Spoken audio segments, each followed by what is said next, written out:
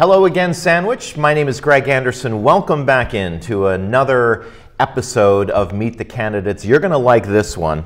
The next 30 minutes, we're going to be talking about the school committee. There are 2 seats open, 4 people running, and on Thursday, May 9th, you are invited to go to the ballots and take the pen that they give you and circle some names. And you have those 4 choices. You have incumbent Carrie Ames, Fiona Einison, Steve Furlani, and my guest, Kristi Bader. Hi. Welcome. Thank you for having me. Nice to have you here. So this is all new to you. So it is. It's new to you being in the studio, yes, as well as running for office. Yes. I see on your resume and your information that you had sent, you are currently an ESL teacher at the Barnstable School District. That's correct. After your undergraduate studies at Smith, you got a master's in teaching English as a second language, ESL, with certification from Simmons. I did.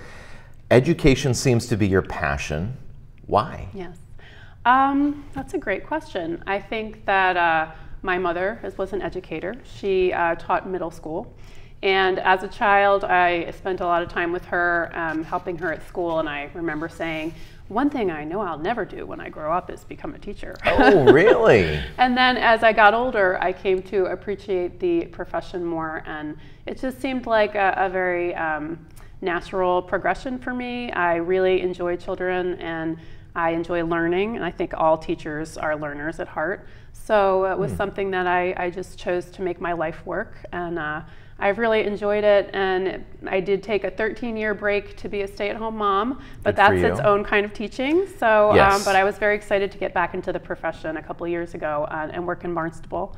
And I feel like I've learned so much about how the school system operates, and there have been a lot of changes since I was last in the classroom, so it's been really instructive for me to learn about the policies and programs of today's school system. I'm really interested in your take. There's those 2 viewpoints. There's the faculty, the teachers, and then there's the administration, and then you have the school committee, right, and the superintendent, and all of that. So I'm going to dive into that a little bit, but tell me about your family. Oh, well, thank you. Well, so we came to Sandwich in 2010 because my husband is in the military and he was stationed here.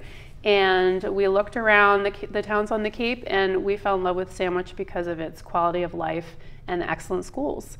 I actually remember visiting Forest Hill School and when we came up here to find a house, and being so appreciative of how friendly the people were in the front office and the parents that I met in the hallways, and we toured the school, and I just thought this is definitely a place where I want my children to grow up and be educated. Nice. So, yeah. So I've said this to other new candidates, even Carrie, I think I may have asked her this at one point. No one wakes up on a Monday morning and says, hey, I think I'm going to go run for the school committee. What is motivating you to do this brand new venture for you, if you will? That is a great question. And I ask myself that every day. Many people also ask me that. Yeah, sure. And the fact is, there are actually a lot of different reasons. I've always enjoyed volunteering, and it's always been important to me to feel connected to the schools. As you know, a military family, we've had the opportunity to live in a lot of different places, and I think we lived in 8 different states and experienced different schools and communities, and we found that Sandwich is our favorite.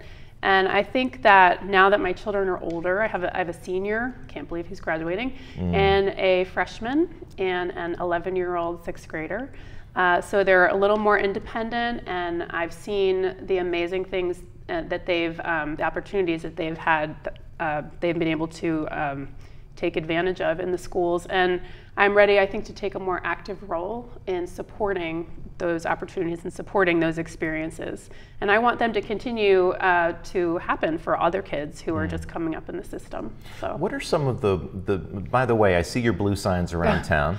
Yes. And I love that minivan in the parking lot out there with some great artwork on the. What's her name? Her name is Anna. Anna. Anna did a great job with the artwork on the back. I also have to give a shout out to her friend Lexi, who's been helping me put signs up all around town. Beautiful. So they're my campaign managers. They're very helpful. Excellent. Yeah. Good. You mentioned that you're a military spouse. What has your husband done? What is his career? Just out of Well, so he is a pilot in the Coast Guard, and as I mentioned, we've been stationed everywhere from Oregon to North Carolina, and it's been a challenging lifestyle, but we've also had the privilege to experience life in communities in a lot of different places. So that's why this is feels so significant. A few years ago when we decided to make Sandwich our forever home, it's really, something to celebrate as a military family, because you get very used to moving every few years and to not having roots, and kind of being afraid to overextend yourself when you won't be in a community long enough to see something through. So I think Sandwich was really the one where you did say, we're putting our roots in. Definitely. Well, thank you to what's your husband's name? Eric. Eric. Thank you to Eric for his service, and to your service as well. Thank you very much. I give I have such admiration for the spouses of those in the military with kids, and you move around. It's not easy. I appreciate that. Thank you.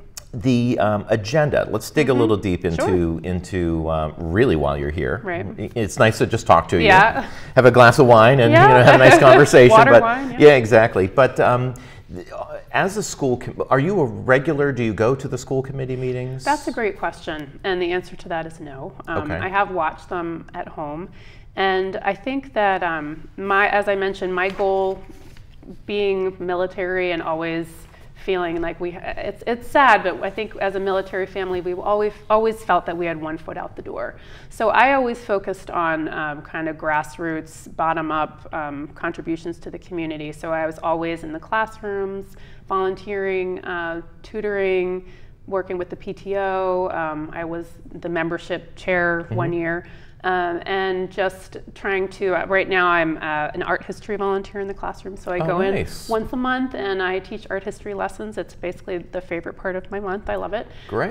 So in the past, I think I was always reluctant to play a larger role or to go to the meeting or speak out, because I did feel like we weren't committed to remaining in the community. And I think if you're going to play a larger role in a community, that you should have long-term interest in that community. So now we're homeowners, and we know we're definitely staying, and my kids are also older. That played a big role too. I think school committee meetings are tough for people with young children who have bedtimes and everything. Right. So, but last year my husband actually did attend some of the school committee meetings, and that sort of was the beginning of me seeing it as an avenue to maybe play a larger role in advocating for our students and our teachers, especially since a few years ago I did go back to work, which was huge for me and my family, and also a lot of work. Always a big adjustment. Yeah, it was a huge adjustment. I feel like this is the first year that I feel like I've gotten better at balancing, but I also feel like I have a whole new knowledge base that I didn't have before as an educator, and that's something unique that I could bring to the board. So. Well, you definitely have put some thought. Not that I wouldn't expect anyone, wouldn't do this, but you put some thought into what it is you're running on. You do have 3 other opponents. 2 of you will make it in. Let's talk a little bit about what in your material you have 5 pledges, things that you are pledging as a new school committee member. Protect funding, advocate for children, families and teachers, collaborate with community leaders, and listen to and represent the voters in the district. Let's unpack a couple of these. Be specific when you talk about the advocacy component to your pledges. What do you mean by that? I think that the purpose of the school committee board is to truly be an advocate for the schools. I think that our town it's an incredible town, and I've learned so much about the different groups that advocate for their own interests and their own roles in the community. And I just believe that the school board's job is to advocate for the schools. Now, as I've learned more about the funding, the unique funding situation of Sandwich, I can definitely see that it's truly important. There are 2 things I think we need to do. The first one is to advocate for a change at the state level as to how schools receive their funding in our district, because clearly the calculus is way off. We receive such a small percentage of our funding budget from the state. So I think that's called the Chapter 70 article, and I believe that we really do need to continue to advocate at a state level to have that changed. My understanding is that's happening. It happened last year, and there's a good chance that it will be changed going forward. So as a school board, I want to be part of the conversation to lend our support towards changing that funding mechanism.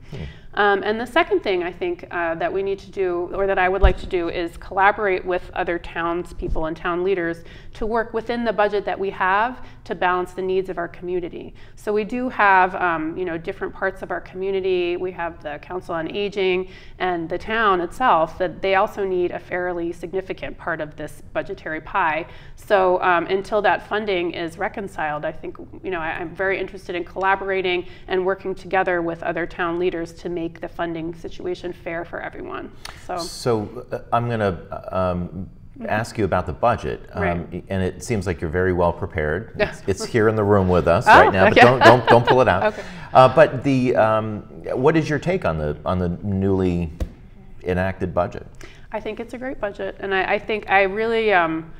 It's been very inspirational to me to see how these different community leaders have come together and achieved a compromise that is fair and balanced for all the parties involved. And it's not ideal. I would love for us to have a level service budget where, basically there are no cuts and we are able to provide the same services as the year before.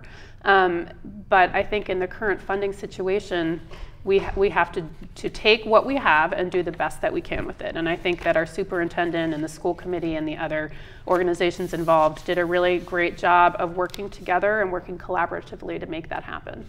So is there anything in the budget that jumps out at you as, probably wouldn't have, voiced some support towards that, or maybe things that just really you disagree with? Anything off the top of your head? There's nothing really off the top, but I did notice that there was a budget cut of about 1% on student services. And I think that in a perfect world, I would love for that not to happen. And that's why I think we need to really advocate to get that funding calculus changed.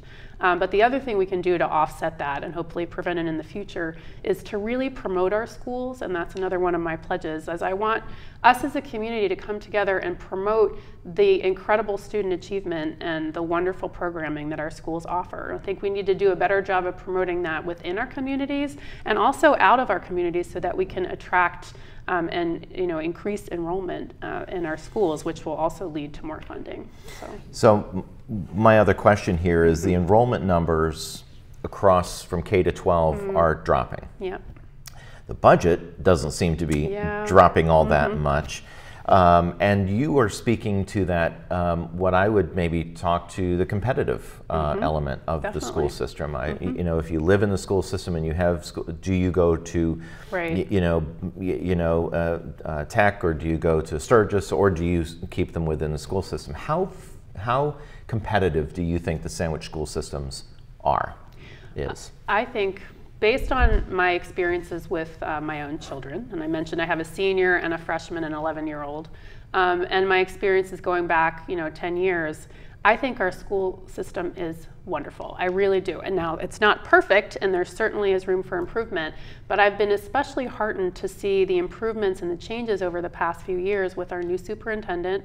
I love the fact that we have a new schedule rolling out this year that is better going to address the needs of the students and enable them to enjoy and be able to take a bigger variety of classes. I think I've been very impressed with the differentiation at the high school level. My son's a freshman, and he is taking some really difficult classes and has quite a lot of homework. So I would say that the academic rigor is definitely there.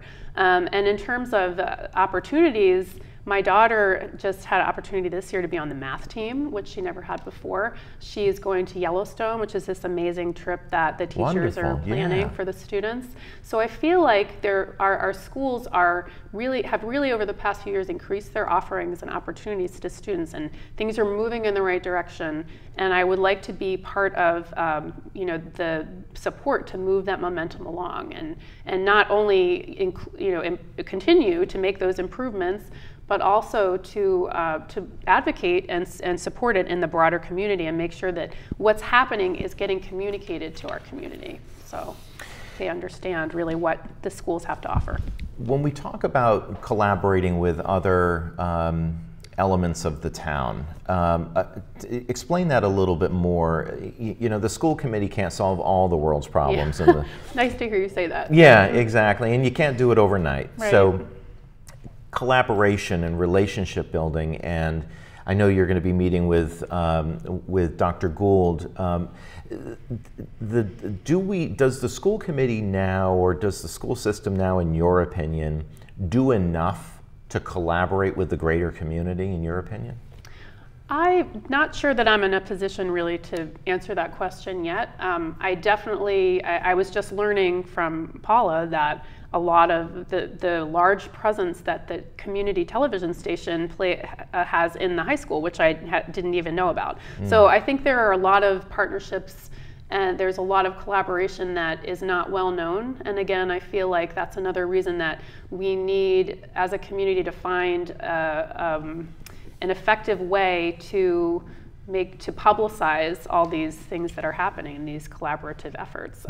But another thing that I think would be really powerful is to find ways to build collaborative relationships between the residents in the community and the schools. And I think we have an aging community in our population, which is such an incredible resource, a rich resource for our students. They have so much to teach our students, and hopefully our students have ways they could give back to them. And I would be really interested as a school board member in working with members from both communities and finding ways to increase that partnership. So that intergenerational exactly, yeah. Dynamic, and we have a very vibrant senior. For sure. I mean, the Council on Aging alone is very vibrant, but we have an aging population here in the community.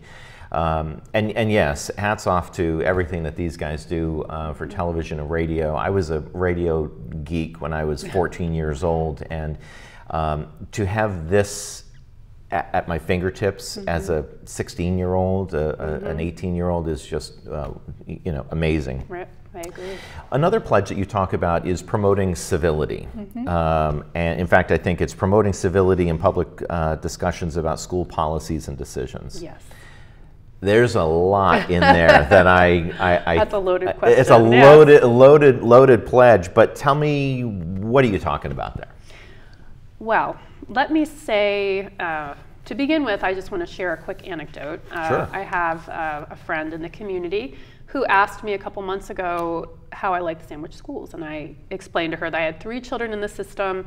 They all were so different. I have an athlete, I have an artsy student, I have like a gamer and a computer guy, and they all had found their niche in sandwich schools, and they all were happy, and academically they all done well. So after I got down off my soapbox, I said, "Why are you asking?" And she said, "Well, I've heard a lot of negative things in the media and on social media lately, and I think I'm going to send my son out of district." And I said, whoa. That was a really pivotal moment for me, because I realized that the conversations that we have in the public arena in social media are available to everyone. And I think in today's world, technology plays such a huge role in how people make decisions and how they make their decisions to move to a new town or choose a school. And I think as members of the community, we need to work together to establish norms where we can engage in respectful discourse in social media and in the media in general. So that's something that I think I would like to see us move towards as a society, but as it affects us as a community. I think we need to remember to not post anything online that you wouldn't say to someone's face, and if you don't have anything nice to say, don't say it at all. All the things that our parents taught us, I think, still apply to that venue. But at the same time, I think it can be such an incredibly valuable tool for communicating with people, for getting the message out, and for sharing ideas and information. So, social media. Yes. It's brutal. Yeah. It is brutal. And I've lived in many different communities, as have you, and maybe in your past Facebook, in my past Facebook wasn't as dominant as it exactly. Here it is in Sandwich, and we're living in Sandwich, and it is brutal.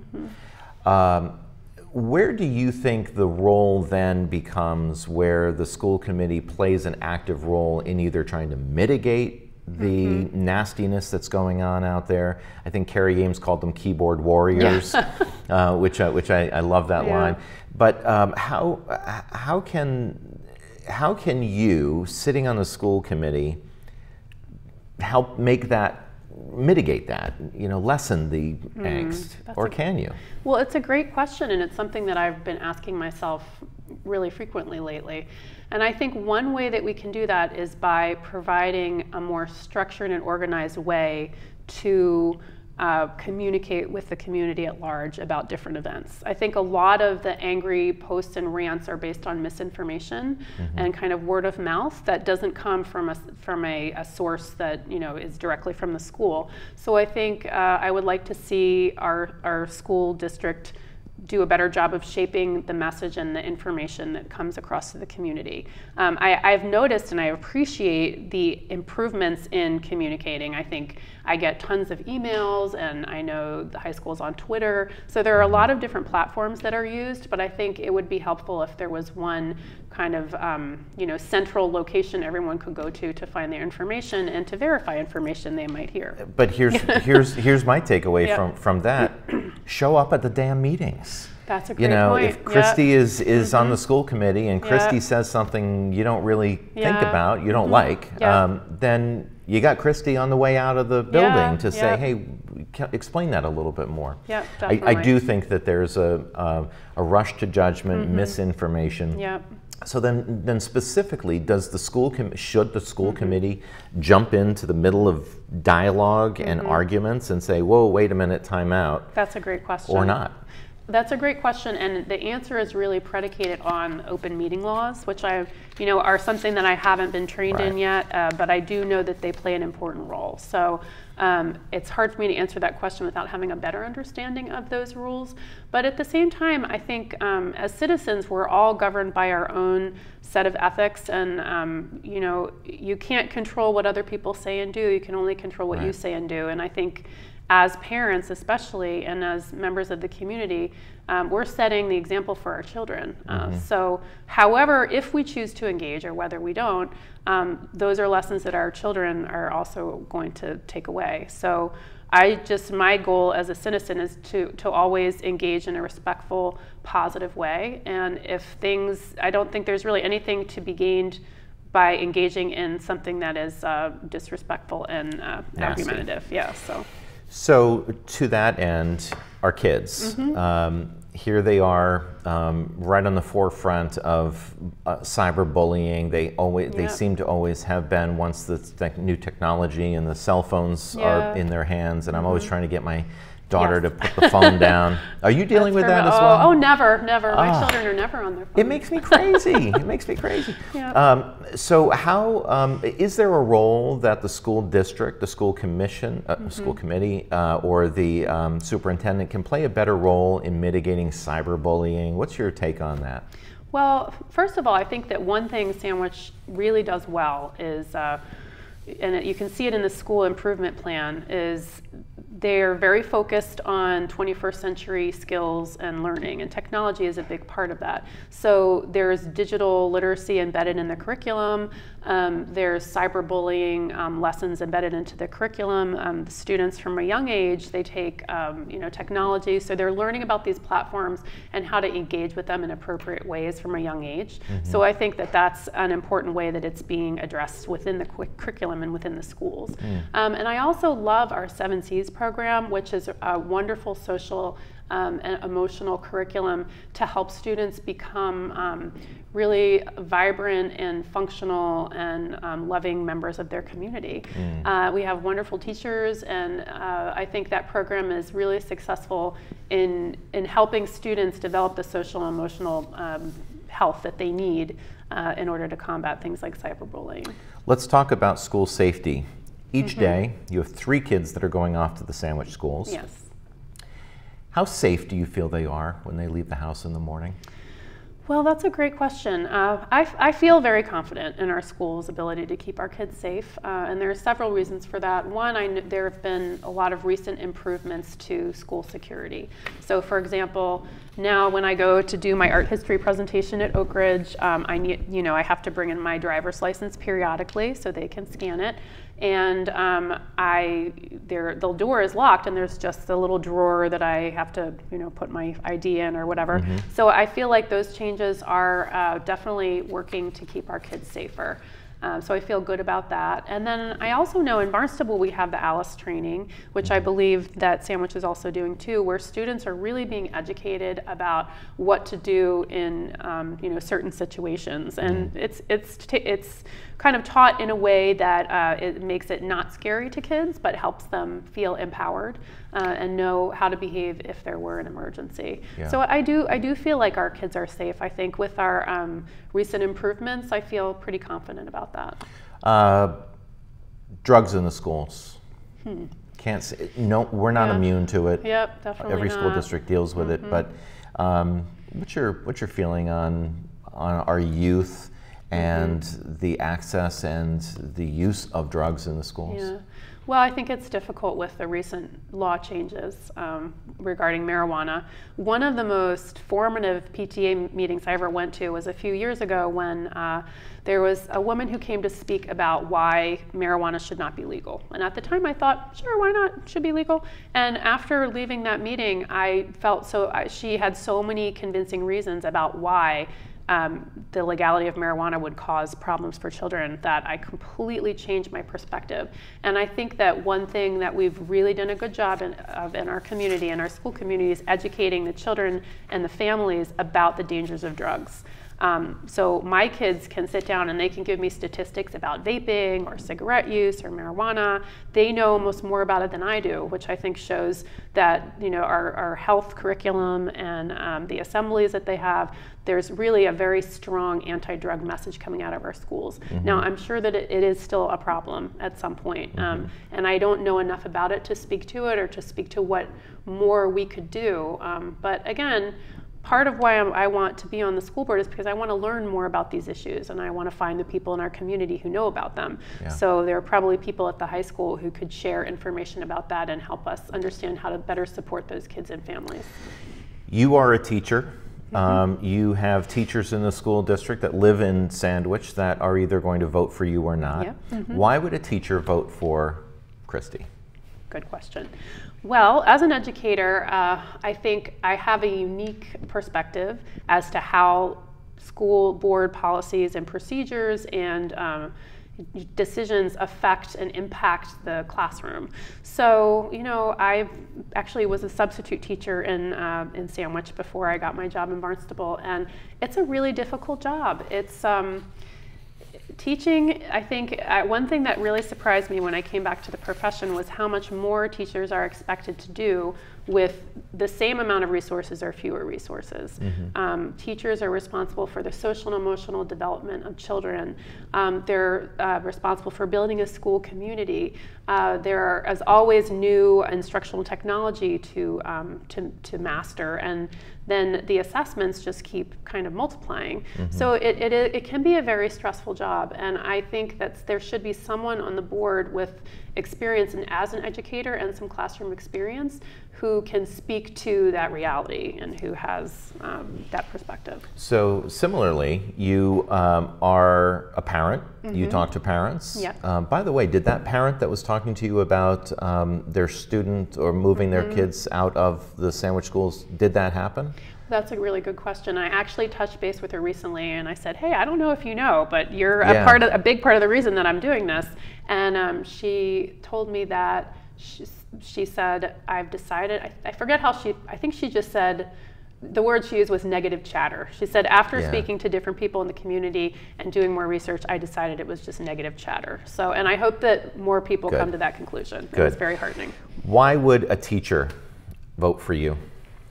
Well, I'm sorry. No, I already asked you that. Yes. Why would a parent? You're bus stops and people's homes. You're talking to parents. Why would they put a vote for you? Well, I think as a parent with 3 children in the school system, they're not running for school committee, I am clearly, but their experiences have really informed my knowledge of the school community and the opportunities that there are. So I feel like as a member of that community and being closely tied to it through my 3 different kids, I have 1 at Oak Ridge, 2 at the high school this year, I feel like I'm in a good position to understand what parents and families and kids need and what policies will best benefit them. Well, here's what I will tell you. There is usually one thing that can kill a candidacy. Though you have a leg up because of that artwork on the back of that on that car out there. But it could be answering any of these questions poorly. So I've got 5 questions, and I want you to give me the best answer of the 2, pressure. or no pressure, no pressure at all, or whatever your best answer is. Okay. Market Basket or Stop and Shop? Oh, that's a tough one. But I have to say Stop and Shop because it's so convenient and the people there are so friendly. And I love going in there and chit-chatting with, and plus my son works there, so. Oh, all right, biased. Yep. Favorite Sandwich High School team sport? I have to say lacrosse. Again, my son plays, so I'm a little bit biased. Okay. Best place to spend time with your children in Sandwich? Wow. Well, I know what my children would say. They love Sweet Caroline's. Basically every night in the summer, can we go to Sweet Caroline's tonight? No, we went there 3 nights in a row. Not tonight, children. Yes, right, exactly. Love that place. Okay. What book should every child read before they graduate from high school? I love that you asked me that. My son just read To Kill a Mockingbird in Miss Cahill's freshman English class, and I thought, not something I usually do, but I thought I'm going to reread it just for the heck of it, and I basically think it's the best book ever. Everyone should read it. Great. So, yeah. There you go. Of the following, which family names is not historically significant to Sandwich? Nye, Wing, Smack Bottom, or Tupper?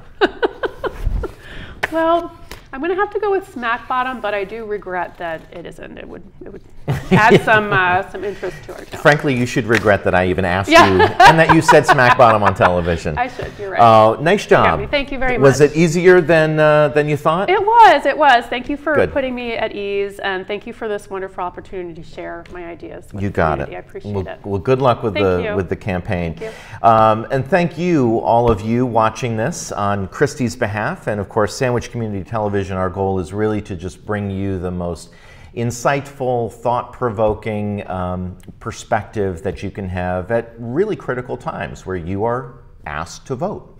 So we hope to see you on May 9th to cast your vote for school committee and selectmen and others. I'm Greg Anderson. I'll see you next time.